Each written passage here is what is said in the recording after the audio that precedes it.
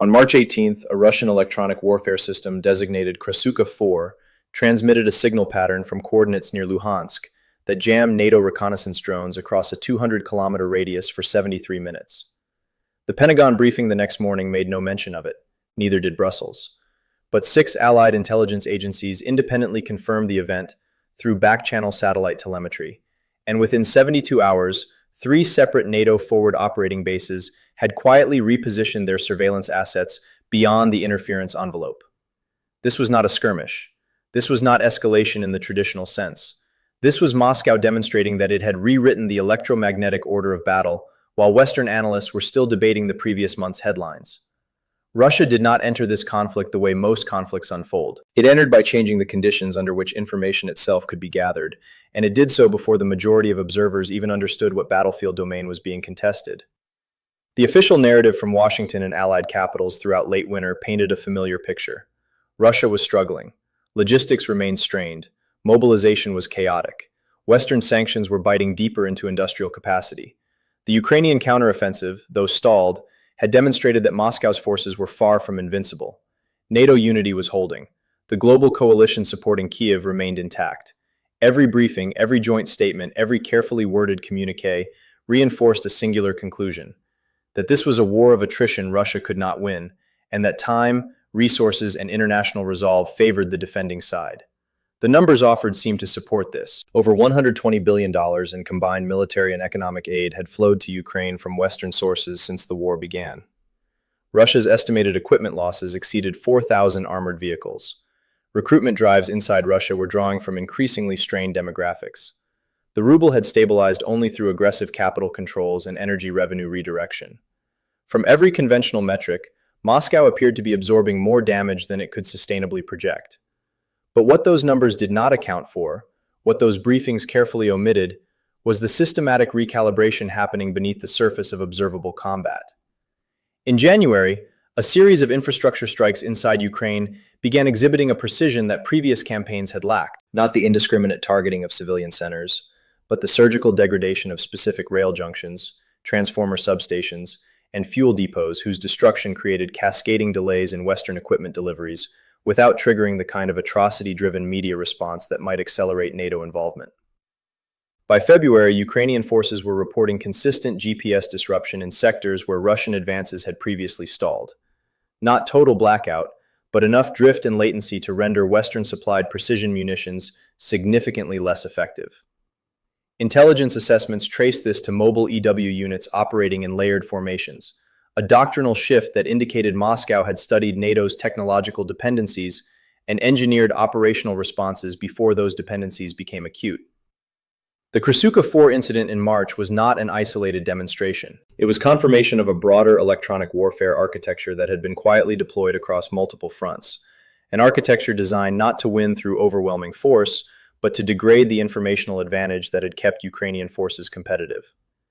Consider the implications at the tactical level first.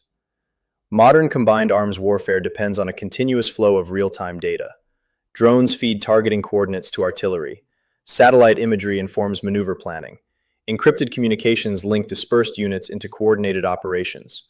Remove or degrade any single layer of that information stack, and operational tempo slows. Degrade multiple layers simultaneously, and you force an opponent back toward Cold War-era tactics. Line of sight engagement, analog communications, slower decision cycles. This is precisely what Russian EW deployments achieved throughout late winter and early spring. Ukrainian commanders found themselves operating with information lag times measured in minutes rather than seconds. Precision strike packages that once could be assembled and executed within an hour now required significantly longer coordination windows during which Russian forces had time to reposition or reinforce. The result was not a collapse. Ukrainian forces adapted, reverted to older methods, maintained defensive coherence. But adaptation takes time, burns through resources, and forces a defender to fight on terms less favorable than those they had grown accustomed to. At the operational level, the consequences compounded. NATO surveillance assets, particularly the high-altitude reconnaissance drones and satellite constellations that had provided Ukraine with near real-time battlefield awareness, began encountering interference patterns that required constant repositioning and frequency adjustments. Each adjustment demanded coordination between multiple Allied command structures. Each delay in intelligence delivery meant older information being used for time-sensitive decisions. The cumulative effect was a gradual erosion of the intelligence overmatch that had allowed Ukrainian forces to anticipate Russian movements and concentrate defenses at critical points. Moscow was not trying to blind NATO and Ukrainian intelligence entirely. That would be impossible and would likely trigger more aggressive responses. Instead, Russian EW operations introduced just enough friction, just enough delay, just enough uncertainty to shift the operational calculus back toward parity. In a war of attrition, parity favors the side with larger reserves and deeper strategic patience. Strategically, this approach revealed something more unsettling than mere tactical adaptation. It demonstrated that Moscow had studied 2 decades of American military operations and extracted a core vulnerability. Since the Gulf War, Western forces have built their doctrine around information dominance, superior intelligence, precision targeting, network-centric warfare. These advantages allowed smaller, more technologically advanced forces to defeat larger opponents through speed and accuracy. Russia watched this playbook unfold in Iraq, in Afghanistan, in Libya. It watched and it learned not how to replicate Western capabilities, but how to negate them. The investments Russia made in electronic warfare systems over the past decade were not about matching NATO's technological sophistication.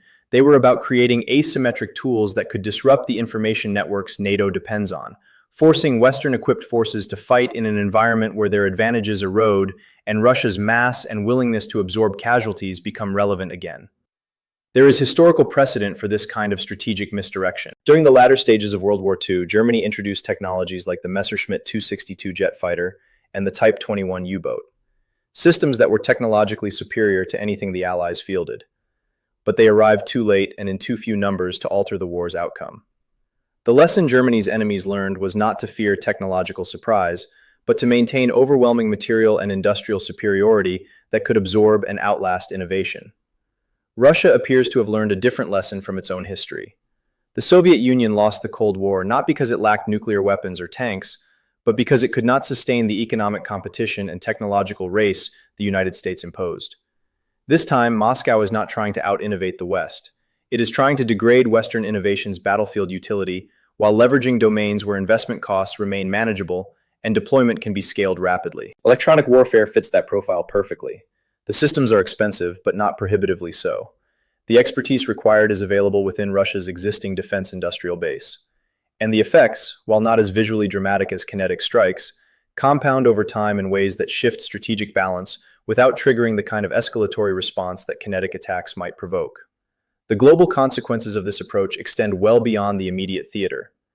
Energy markets have remained remarkably stable despite the war's continuation, largely because Russian oil and gas continue flowing to markets through third-party routing and buyers willing to purchase at discount. But what stabilizes today creates dependency tomorrow. European nations that rushed to diversify away from Russian energy over the past 2 years have found that alternatives come with their own costs. Liquefied natural gas shipments from the United States and Qatar require infrastructure investments that will take years to fully realize. Renewable energy expansion, while accelerating, cannot yet replace baseline industrial demand. The result is a European industrial sector operating with energy costs significantly higher than pre-war levels, costs that erode competitiveness and create political pressure to find accommodation with Moscow. Every month the war continues without a definitive Ukrainian victory is another month in which Europe's political consensus around sustained support faces internal erosion from economic strain. In the Middle East, Russia's sustained military engagement in Ukraine has not diminished its influence. If anything, Moscow's ability to project power on multiple fronts simultaneously, to maintain operations in Syria while conducting a major theater war in Europe, sends a signal to regional actors about Russian staying power. Nations that might have calculated that Russia's focus on Ukraine would create opportunities for rivals to push back against Russian interests in Syria, Libya, or the Caucasus have instead witnessed Moscow maintaining its positions. This perception of resilience matters enormously in regions where alignments shift based on assessments of power durability. Saudi Arabia, the United Arab Emirates, Turkey, each of these nations watches not just whether Russia wins or loses individual engagements, but whether Moscow demonstrates the capacity to sustain strategic presence under pressure. The answer so far has been yes, and that answer shapes their willingness to hedge relationships with Washington. For the United States, the strategic dilemma deepens with each passing month. American military aid to Ukraine represents a significant but not infinite commitment. Stockpiles of certain munitions, particularly artillery shells and air defense interceptors, have been drawn down to levels that Pentagon planners consider uncomfortably low for other potential contingencies. Industrial production is ramping up, but modern weapons manufacturing operates on timelines measured in years, not months. Congress remains divided on future funding packages, with political coalitions that supported earlier aid now questioning both the fiscal burden and the lack of a clear endgame. Meanwhile, China observes every dimension of this conflict with acute interest. Beijing watches how long Western political will sustains material support. It studies which weapon systems prove effective and which fall short. It notes which alliances hold firm and which show strain. Every lesson Ukraine provides is a lesson the People's Liberation Army incorporates into its own planning for scenarios involving Taiwan or contested maritime zones. If the United States appears unable to resource a major proxy conflict without straining its own readiness, China's calculus about American willingness to intervene in the Pacific shifts accordingly. The financial architecture undergirding all of this remains remarkably fragile. Western sanctions on Russia represent the most comprehensive economic isolation campaign ever attempted against a major power. Yet Russia's economy has not collapsed. Growth contracted, then stabilized. The ruble weakened, then recovered through capital controls and energy export redirection. Alternative payment systems, bilateral trade agreements denominated in currencies other than dollars or euros, these workarounds proliferate in response to Western financial exclusion. The long-term consequence is not Russian economic dominance, but rather the gradual emergence of parallel financial systems that reduce dollar hegemony's coercive power. When India purchases Russian oil in rupees, when China settles energy contracts in yuan, when Turkey facilitates sanctions evasion through complex financial routing, they are not just helping Russia survive. They are building infrastructure for a post-dollar-centric global economy. This transition will take decades to fully materialize, but the war in Ukraine is accelerating its development in ways that will constrain American policy options long after the current conflict ends. What Moscow has demonstrated through its electronic warfare deployments and strategic patience is not that Russia can win this war in the conventional sense of imposing terms on Kyiv. It has demonstrated that Russia can prevent Ukraine from winning decisively enough to justify the continued costs the West is bearing. This is a different kind of victory, one measured not in territory permanently secured, but in opponent exhaustion and alliance fracture. Every additional month of conflict is a month in which Ukrainian infrastructure degrades, European political will faces economic strain, American attention splits between theaters, and alternative global power structures solidify. Russia does not need to march into Kyiv. It needs to outlast the conditions that keep Western support flowing at levels sufficient for Ukrainian success. The electronic warfare architecture Moscow deployed is part of that calculus, a force multiplier that extends Russian endurance by degrading the advantages that made Ukraine competitive. The rules changed not when Russian forces crossed the border in 2022, but when Moscow decided that the information domain was the critical battlefield, and that degrading Western technological superiority mattered more than matching it.